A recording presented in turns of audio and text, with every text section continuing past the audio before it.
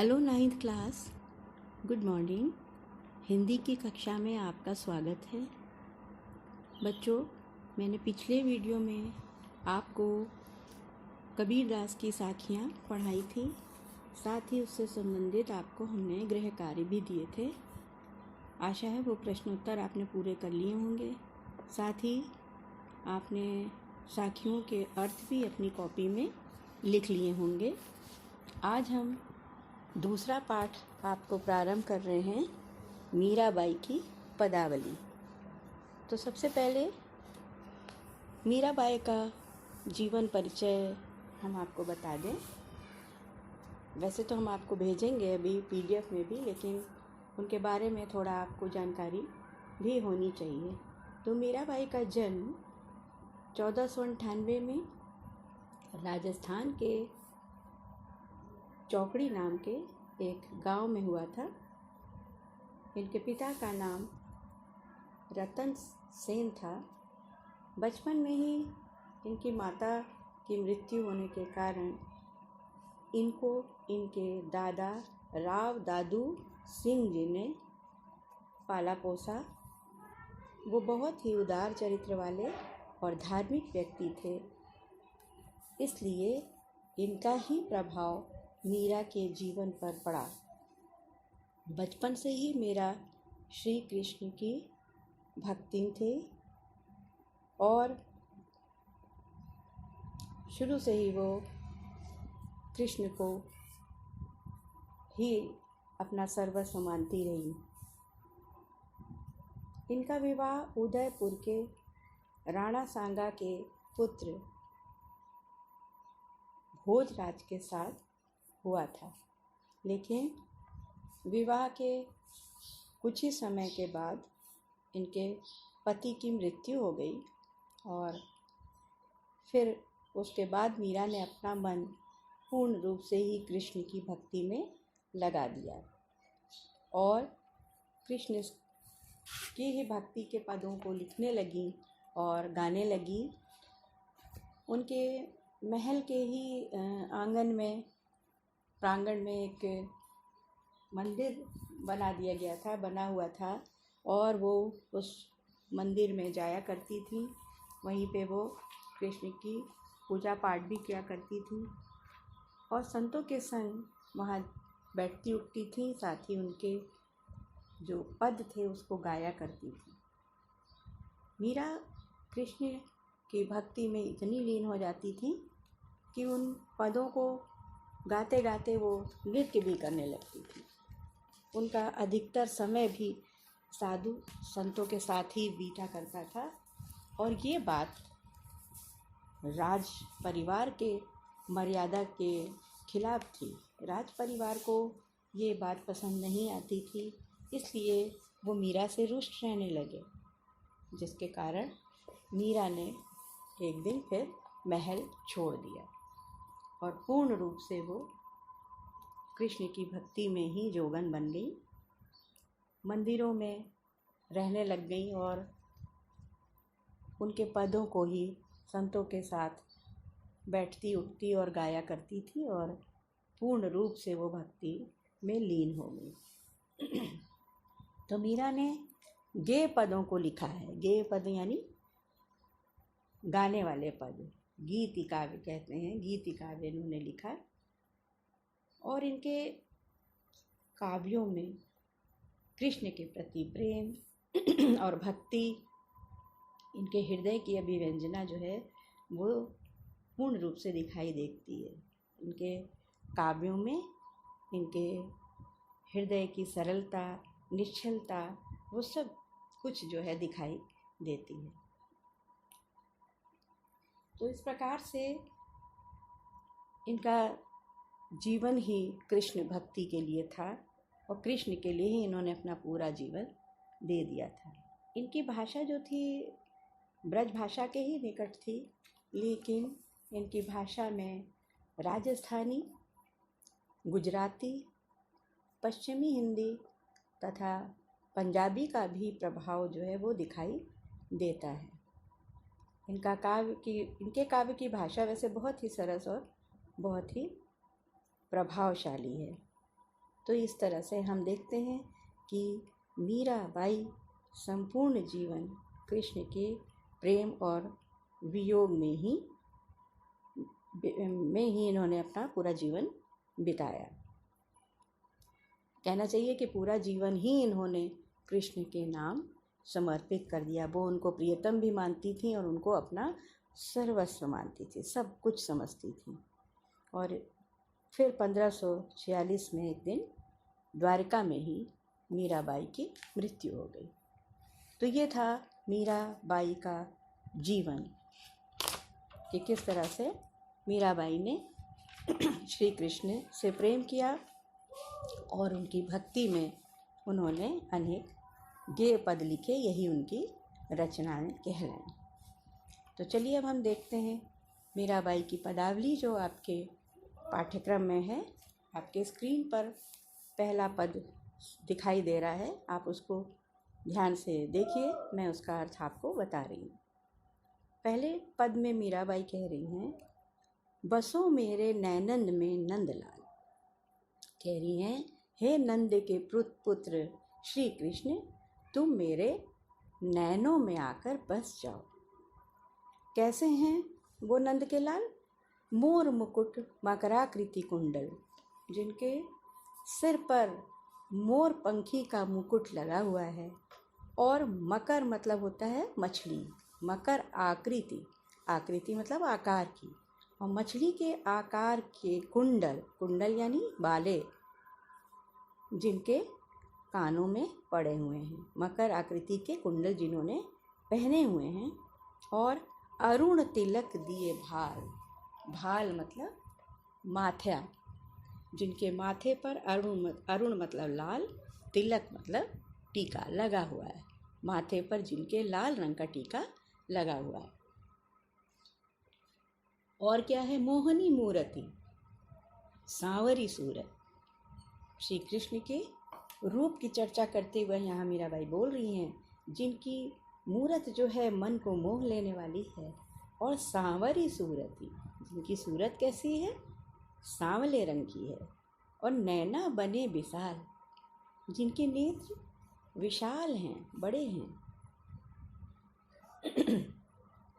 अधर सुधारस मुरली राज, जिनके अधरों पर अर्थात होठों पर सुधा रस, सुधा मतलब अमृत, अमृत रस बरसाने वाली मुरली राज। मुरली जो है, वंशी जो है, राजत मतलब सुशोभित होती है। उर वैजंती माल, उर मतलब छाती पर जिन्होंने वैजंती पुष्प की माला पहनी हुई है। क्षुद्र घंटिका कटी तट शोभित, क्षुद्र घंटिका छोटी छोटी घंटियाँ, कटी मतलब कमर, कटी तट मतलब कमर पर, शोभित मतलब सुशोभित होती हैं। जो उन्होंने करधनी पहन रखी है, उसमें छोटी छोटी जो घंटियाँ लगी हुई हैं, वो उनकी कमर में बहुत ही सुशोभित हो रही हैं। नुपुर सबद रसाल, नुपुर जो उन्होंने पैरों में पायजेब पहनी हुई है, उसके सबद मतलब शब्द, रसाल मतलब मीठे लगते हैं। जब वो चलते हैं तो उनके पैरों में जो घुंघरू बजते हैं वो बड़े ही मीठे लगते हैं। मीरा प्रभु संतन सुखदाई, मीराबाई कहती हैं कि मेरे प्रभु जो हैं वो संतों को सुख देने वाले हैं।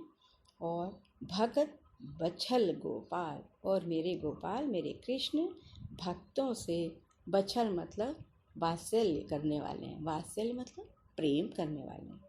तो मेरे प्रभु संतों को सुख देने वाले हैं और अपने भक्त। तो समझ में आया? एक बार फिर से हम पूरे पद का अर्थ बता रहे हैं।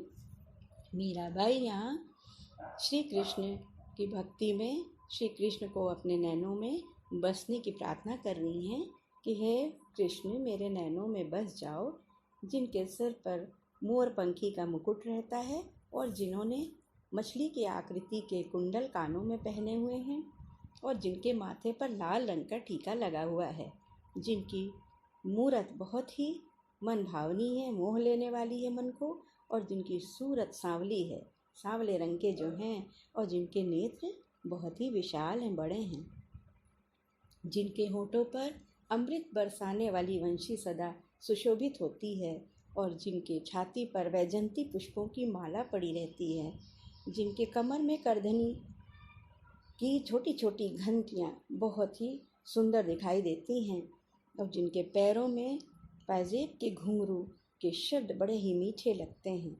मीराबाई कहती हैं, मेरे प्रभु संतों को सुख देने वाले हैं और भक्तों को प्यार करने वाले हैं, प्रेम करने वाले हैं। तो ये पहले पद का अर्थ आपको समझ में आया। आशा है आप इसको अच्छी तरह समझ गए होंगे। दूसरा पद हम देखेंगे। दूसरा पद भी मीराबाई श्री कृष्ण के लिए ही कह रही हैं। दूसरे पद में क्या कह रही हैं? पायो जी मैं तो राम रतन धन पायो। मीराबाई बहुत प्रसन्न है अपने प्रभु को पा करके और कहती हैं कि मैंने तो अपने प्रभु रूपी धन को पा लिया है। कैसे पा लिया है? वस्तु अमोलक दी मेरे सतगुरु। मेरे सच्चे गुरु ने मुझको बड़ी ही अमूल्य वस्तु दी है। अमोलक मतलब अमूल्य वस्तु दी है। कृपा कर अपनायो। कृपा मतलब कृपा करके, बड़ी ही कृपा करके मुझे प्रभु ने अपनाया है। जन्म जन्म की पूंजी पाई, जग में सभी खोवायो। मैंने संसार में सब कुछ खो करके जन्मों जन्मों की पूंजी को पा लिया है। अब जन्म जन्म की पूंजी पाई, जग में सभी खोवायो। तो जग में सभी खो करके मैंने जन्म की क्या पूंजी पा ली है? श्री कृष्ण रूपी पूंजी को मैंने प्राप्त कर लिया है। और जग में सभी खोवायो, अभी मैंने आपको मीरा की जीवनी में बताया कि बचपन में ही माँ की मृत्यु हो गई, विवाह हुआ तो पति की मृत्यु हो गई, और उसके बाद उनको महल भी छोड़ना पड़ा और गलियों में और मंदिरों में ही जीवन भर उनका निवास स्थान रहा। तो जग में सभी खोने का मतलब यही है कि जग में सब कुछ उनको प्राप्त था, रानी थी वो, लेकिन सब कुछ खोने के बाद उन्होंने किसको पा लिया? श्री कृष्ण रूपी धन को पा लिया। और वो उस धन को पा करके बहुत ही प्रसन्न है कि मुझे अमूल्य वस्तु मिल गई। और कैसी है ये पूंजी, इसके बारे में आगे बता रही हैं। खर्चे नहीं कोई चोर न ले हैं। ये एक ऐसा धन है, कृष्ण रूपी पूंजी, कृष्ण रूपी धन, ईश्वर के प्रेम का धन। ये एक ऐसी पूंजी है जो कि खर्च नहीं होती है। आम रुपया पैसा रहेगा तो क्या होगा, एक दिन सब खर्च हो जाएगा, समाप्त हो जाएगा। लेकिन कृष्ण के प्रेम का धन जो है वो कभी भी खर्च होने वाला नहीं है, और कोई चोर न ले है। इसको चोरी होने का भी डर नहीं है कि कोई चोर इस धन को चुरा ले जाएगा, क्योंकि ये तो प्रेम मीरा के हृदय में रहता है, इसे कौन चुरा सकता है। और दिन दिन बढ़त सवायो। आगे क्या कह रही हैं? ये एक ऐसी पूंजी है, ऐसा धन है जो दिन दिन यानी प्रतिदिन बढ़त सवायो, दुगना होता जाता है। सवायो मतलब दुगना, बढ़त मतलब बढ़ता जाता है। तो ये एक ऐसा धन है जो कि ना तो खर्च होता है, ना कोई चोर ले सकता है, बल्कि दिन प्रतिदिन ये धन दुगना होता जाता है और बढ़ता जाता है। क्योंकि जितना ही वो श्री कृष्ण की भक्ति में लीन होती हैं, उतना ही श्री कृष्ण के प्रति प्रेम उनका क्या होता जाता है? बढ़ता चला जाता है। सत की नाव खेवटिया सतगुरु। आगे मीराबाई कहती हैं कि इस सच्चाई की नाव की, सत्य की नाव की का कौन खेवटिया है? हमारे सच्चे गुरु ही इसके खेवनहार हैं। खेवटिया मतलब खेवनहार हैं, मतलब मेरी इस जीवन की नैया को चलाने वाले कौन हैं? हमारे सच्चे गुरु, हमारे प्रभु ही हैं। भव सागर तरायो। मीराबाई कहती हैं कि अब तो मैं इस भव सागर से तर जाऊंगी यानी पार हो जाऊंगी। कौन से भव सागर से? ये संसार रूपी भव सागर से। संसार को कहती हैं कि ये भव सागर जो है, इस संसार को तो अब मैं पार कर लूँगी, तर जाऊँगी, इससे मुक्ति पा जाऊँगी मैं, क्योंकि अब मेरे प्रभु मेरे जीवन की नैया को खेने वाले मिल गए। मीरा के प्रभु गिरधर नागर, हरख हरख जस गायो। क्या कहती है मीराबाई? मीराबाई कह रही है मेरे तो गिरधर नागर, केवल श्री कृष्ण ही सच्चे प्रभु हैं। हरख हरख का अर्थ है हर्ष, हर्ष यानी हर्षित हो करके, खूब प्रसन्न हो करके, हर्षित हो करके, जस मतलब यश, गायो मतलब गाऊंगी।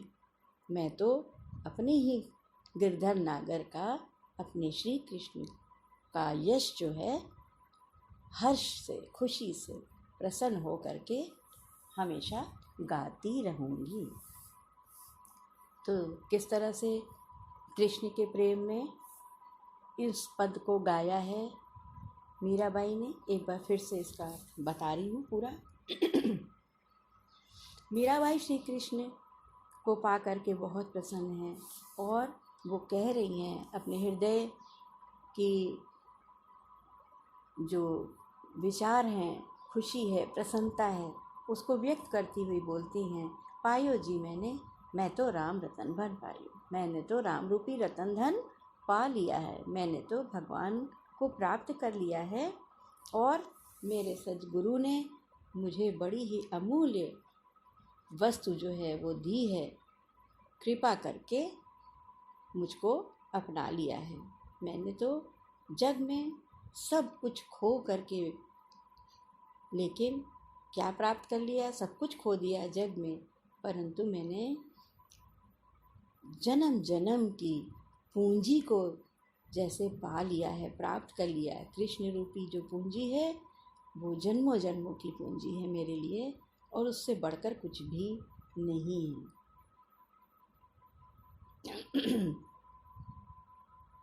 और ये ऐसी पूंजी है जो कि खर्च भी नहीं होती है और ना ही इसे कोई चोर ले जा सकता है, उसका भी भय मुझे नहीं है।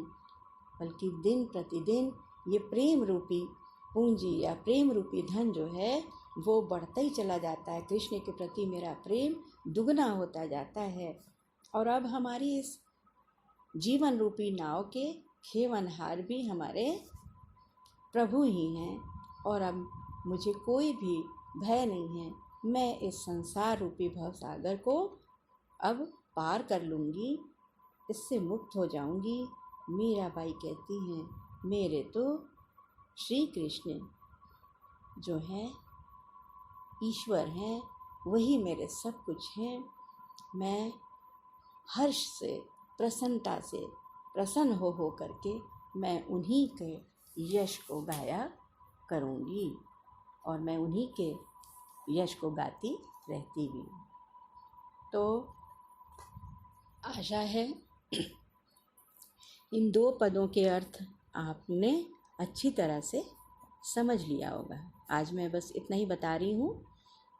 अब पीडीएफ में मैं आपको मीराबाई की जीवनी जो मैंने अभी आपको बताई है लिखित रूप से भेज रही हूँ बच्चों, उसको आप अपनी कॉपी में लिख लेना। साथ ही ये जो दो पदों की व्याख्या मैंने समझाई है, जैसे मैंने कबीर की साखियों में बताया था आपको कैसे संदर्भ प्रसंग के साथ आपको व्याख्या लिखनी होती है, मैंने एक लिख के भेजी थी। ठीक उसी प्रकार से इन मीराबाई के पद को भी आप संदर्भ और प्रसंग के साथ इसकी व्याख्या को लिखिएगा। जहाँ नहीं समझ में आएगा वहाँ मेरा वीडियो ये फिर से खोलिएगा, फिर से सुनिएगा और फिर उसके अर्थ को आप अपनी फेयर कॉपी में लिख लीजिएगा ताकि आप बाद में भूल ना जाए। पीडीएफ में मैं आपको गृह कार्य के लिए कुछ प्रश्न भी इस पाठ से भेज रही हूँ। उन प्रश्नों को आपको करना है। वो प्रश्न उनकी जीवनी से और इन पदों से ही संबंधित हैं। कुछ छोटे छोटे प्रश्न हैं, आप उन प्रश्नों को स्वयं से कीजिएगा और अपनी कॉपी में लिख लीजिएगा। नहीं समझ में आएगा तो फिर आप हमसे पूछ सकते हैं। तो अब अगले वीडियो में हम फिर इसके आगे के पद आपको पढ़ाएंगे। तब तक के लिए आप अपना ध्यान रखिए, स्वस्थ रहिए और खुश रहिए। धन्यवाद।